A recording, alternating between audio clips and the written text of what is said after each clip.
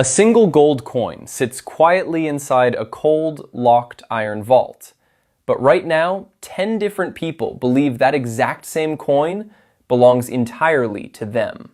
This impossible reality begins with Mark.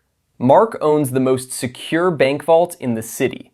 A wealthy merchant deposits 100 physical gold coins for safekeeping.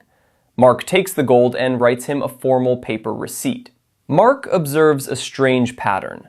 Because the town begins trading his paper receipts instead of heavy gold, the merchant rarely withdraws his actual coins. Out of the 100 gold coins resting in the vault, only 10 are ever withdrawn on any given day. The other 90 just gather dust. Mark has a dangerous idea. A blacksmith comes in asking for a loan. Mark quietly takes 90 of the merchant's resting gold coins and lends them to the blacksmith, charging an interest rate.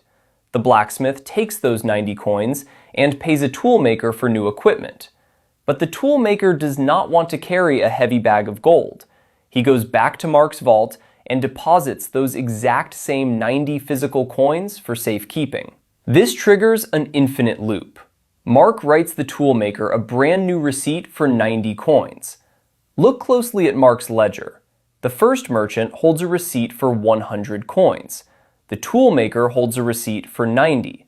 Mark has officially promised 190 coins to the town, but his vault still only holds the original 100 physical pieces of gold. He repeats the cycle. Treating the toolmaker's newly deposited gold as fresh cash, Mark holds back 9 coins as reserve. He takes the remaining 81 coins and again lends them to a farmer. The farmer buys seeds, and the seed seller immediately deposits those 81 coins straight back into Mark's vault. Loan, spend, redeposit. A new loan. Spend, redeposit. Through this endless cycle, the exact same physical gold is lent out and returned over and over again. Mark eventually issues 1,000 gold coins in paper receipts, all backed by the exact same 100 physical coins. Mark becomes wealthy, but Mark has unknowingly built a devastating trap. If a rumor spreads and every receipt holder runs to his shop on the exact same afternoon to demand withdrawing their gold, Mark will be exposed, and the entire city's economy will instantly collapse.